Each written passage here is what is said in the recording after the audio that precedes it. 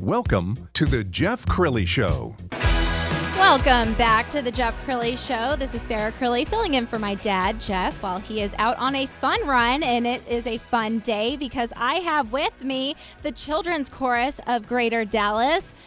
Chris Collins and Cynthia Knott are here joining me. Welcome, guys. Thank you so much for having us. Thank you. Glad to be here. I couldn't be more excited. So tell me about each of you and how you got. I just have so many questions. Where should we get started? Tell me about the children's chorus. Well, go I'm ahead. We'll be interrupting each other. Exactly, that happens every day. A two-headed monster.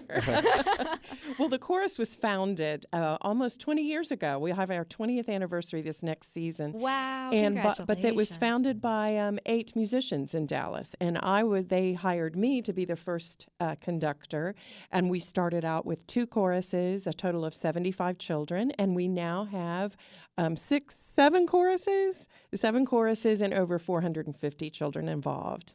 Wow. Congratulations. Almost 20 years coming up, and you've been there since the beginning. Since the very beginning, Cynthia, yes. incredible. So you have a lot to share today. And then, Chris, how did you get involved with the children's chorus at About Greater Dallas? 3 years ago, I moved here from Oregon. I actually did graduate studies at SMU, went away for 5 years, and I'm back here. So welcome back. Well, thank you. This is the first time I've ever lived someplace that I've actually lived before. So that's really great. But yeah, it's such a wonderful organization. I'm a violinist by training. You definitely don't want to hear me sing. I wish that I had the opportunity, though. I wish that I had the opportunity to take part in this program when I was a youngster, though, because through this organization, our students are really able to be exposed to some world-class performing opportunities that you really don't get anywhere else. We're the official children's chorus of the Dallas Symphony Orchestra. So this season, our students are taking part in 3 separate productions with the Dallas Symphony. So you can just imagine from the standpoint of, 5th, 6th, and 7th, 8th graders being up on stage with one of America's finest orchestras, working with some of the world's top leading conductors. What an amazing experience that is. And then all of our students actually have the opportunity to perform at the Meyerson. We give 3 concerts a year as part of our Deloitte concert series. Through that program, they get to perform all of their, various pieces on one of America's most beautiful and outstanding music performance venues. So. That's always I teach the 4th grade level and then the 7th and 8th grade level. And we have other conductors for the other grades. And my most favorite thing is walking the 4th graders onto the stage for the first time. They are just in awe, but they also know, gosh, I must be kind of good if I'm able to sing in this room and sing for this and Mom and audience. Dad and Grandma and Grandpa must be so proud. Are they in the audience They cheering are. very loudly? Absolutely. Without As a you doubt. are as well. You must be so proud of them when they get to that moment. It's a very exciting time, yeah. Very, very cool. So tell me a little bit about holding auditions for the chorus, and how do you get these students in? They come from all over. How many communities? We have Chris? 54 communities. 54 communities. So they come from all over Dallas, which is one of the reasons that we're downtown. We say we're close to no one. Everyone drives into downtown. Auditions, we are going on in May. They begin in May. We are scheduling them now. You call our office at 214-965-0491, and we will schedule an audition. And if I may, the auditions are very simple for grades 4 through 8. They're highly interactive. It's not a lot of high pressure. I'm really looking for the children that love to sing. Then it'll be our job to teach them how to sing more beautifully.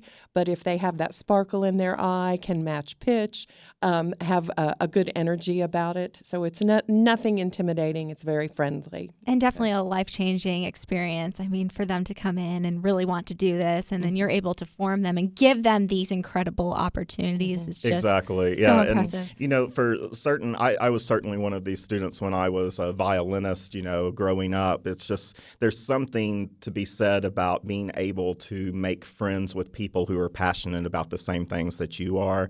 And to Cynthia's point, all of our students really do love to sing. So you're coming to rehearsal on Monday nights, getting to be with people who love to do everything the same that you do. It really has that impact on your life. It really touches you in a very special way. that's one of the things that I just love about our program is that it is accessible with having 450 students in grades 4 through 12.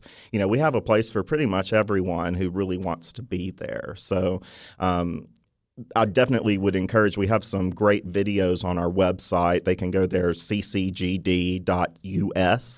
If they go to that website, they will be able to learn more about the audition. And Cynthia has some great YouTube videos up that really walks the students through the audition process. They can see how non-threatening of a situation it really is. It's actually a really fun audition. And it really is fun to watch the kids come in at the first rehearsal and we start to sing or do our first exercise or whatever. And they all kind of look around the room going, you like to sing? Oh, you like to sing? That we're all in the same room. And they're all connected immediately. That's yes. fantastic. Mm-hmm. So the auditions are in May, and are for boys, girls? For boys and girls, grades 4 through 12. And the audition takes about 10 minutes. So you just sign up, call the office and sign up for a time. And then how often are you meeting and getting them ready for those performances? Really, we meet on Monday evenings. Each of our 6 choirs rehearses on Monday evenings. For the younger children, meet for an hour, and then it gradually increases where our high school choirs meet for 2 hours on Mondays. Our most advanced chorus that does most of the singing with the Dallas Symphony, with the classical concerts, they rehearse one Saturday morning or afternoon a month to get ready for some of those performances. So fantastic. So I know for those listeners that have children that aren't in 4th grade yet, what advice can we give to encourage our young voices? Well, singing is learned. So just singing with your child, listening to the radio, singing along, that is just the best thing. Of course, if someone has the advantage of being able to take piano lessons or something, that's really wonderful. But mainly just singing as much as you can from 0 till 10. And you had mentioned, Chris, that you played the violin. Yes. Is that right? Yes. Though you are saying that you don't have much of a voice. Cynthia disagrees. But tell me a little bit about, so you're able to teach them the different vocals through pitch. Is that through the instruments or? Well, yeah, exactly. You do not want me. Monster. Yeah, you do not want me teaching choir. I'm the executive director, okay. So I kind of manage the business operations of the organization. So, yeah, I pick up my violin maybe once every few months these days. There's just not time to devote to it in the way that I want, but. One of the things that our students are exposed to, though, is when during our concerts, it's not just piano and choir. They will also oftentimes have the opportunity to perform with a string ensemble or a brass quintet. And Cynthia can speak to how life-changing that can be. Yes. Well, one of the things that I have found that I think is the most boring part of a choir concert is watching them walk on and off stage. I love the singing, but then okay, we're going to sit and watch them. So I came up with this idea that we could have guest artists play while we're walking on and off stage. And so that has developed. And it started off with a string quartet or harp. We've had a storyteller. This last year, we gave this last February, we gave a concert in partnership with the Perot Museum, and we actually had scientists on stage doing science experiments while we were walking on and off stage. But being able to sing with each choir has its own pianist and its own conductor, its own assistant conductor, and then when we have invited artists, such as a guest violinist or a brass quartet, they're getting to play with some of the finest players in town, and it raises their level of musicianship and their ability to perform. My guest right now, the Children's Chorus of Greater Dallas, and Kevin over there, man behind the curtain. I think we need to hear some of these beautiful voices. Well, I just happen to have a clip right here. All right. This is the Children's Chorus of Greater Dallas.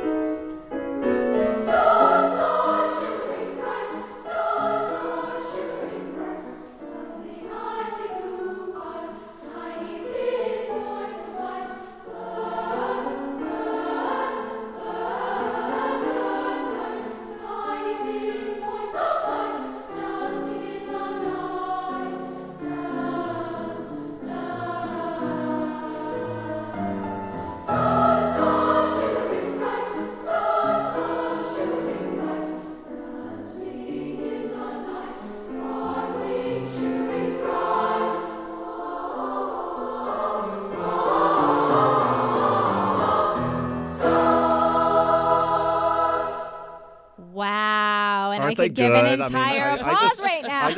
I can't believe it every time I sit through a concert. They're just so amazing. So we need to know, do you have any upcoming performances, and how do we get tickets? Yes, we have one more concert that we at the Meyerson that is all of our children's choruses, and that is Sunday, April 17th at 7:30. And tickets are available on our website, ccgd.us. And how much are tickets? We start at $10, and it ranges from 10 to about 40, depending on where you're sitting in the hall. Fantastic. And how long is the performance? Typically about an hour and a half without an intermission. So it's just an amazing thing to sit there and watch it. We have a graded program, so our youngest choir gets on stage first, and you sit through the entire concert, and then the very last choir is our youth chorus, which is the advanced youth chorus for 12th and 9th and 8th, and it's a 9th through 12th grade advanced youth chorus, SATB. Just getting to see how they progress from as they get older is just absolutely amazing. And then at the very end of the concert, you get to see all 450 students sing together on the Meyerson stage, and they're also filling the aisles in the Meyerson. It's just an amazing experience. And if this is something that you're kind of unsure about auditioning, I would definitely encourage people to come see the concert. I think it'll change your mind if you have any doubts about it. And one of the neat things, too, is that when the boys enter the program, their voices are usually still high. And so as the choirs get older and older, then you hear the young men as they become tenors and baritones. And it's a great thing to think, oh, my gosh, I taught him when he was a soprano when he was 10, and now he is a beautiful tenor or a beautiful bass. It's a great That's thing. fantastic. We also have, if you come to the concert and think, oh, that's neat, but I don't know if I could do that, we have a summer singing camp, June 6th through 10, that 2 sessions, 9 to 12 and 1 to 4, and it is a non-auditioned camp. It's if you love to sing and want to see if children's chorus is something you may want to do. We would love to have kids. I think come to that's that such a great too. opportunity to kind of get your feet wet, see what Absolutely. your child See if you thinks like about it. that. And that's on ccg.us. They can find out more about the camp. ccgd.us, yes. Or the children's chorus. Again, Google my that. guest right now, the Children's Chorus of Greater Dallas. And Sunday, April 17th is that next performance. And then June 6th through 10th is the singing camp. And I personally want to look into that. My son is in 4th grade. What ages do you take? You have to have completed 3rd grade. Okay, Yeah. so definitely those ages. How come you're taking them at that age?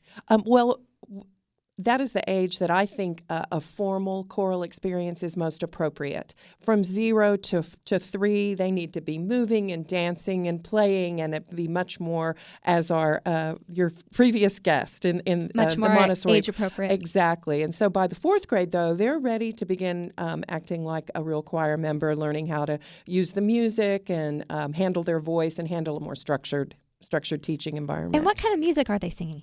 I would say music from all the different centuries, many different countries. Probably it would feel classical to you, but not just Mozart or Bach or Beethoven, where our concert in April is music of all living composers. Very varied. They learn to sing in many different languages, many different styles.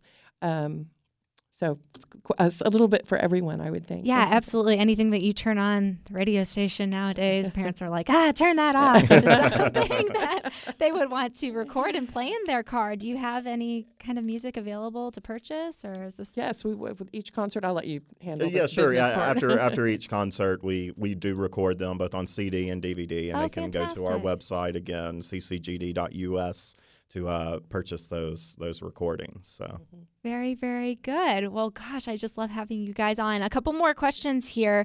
With all these performing opportunities, again, are you having the performing opportunities every couple of months, or? That's a great question. Our most advanced choir, which is our 7th and 8th graders, is the busiest. Our high school choirs become less busy because the children get more busy, I guess. We give 4 concerts a year. All the children give 4 concerts a year. Next year, we'll be at the Dallas City Performance Hall in October, at the Meyerson in November, February, and April. And that's our primary focus. Then there are some, like we sang at the Perot Center, there's some extra performances that we do. But basically, those 4 concerts and then maybe 1 or 2 others throughout the year. And tell me about those different concert halls. So are you keeping consistent within those same concert halls, or are you open to moving to different locations? Or? Well, definitely the Meyerson is our home. We moved there in about 10 years ago now, so we've been there for a whole 10 seasons.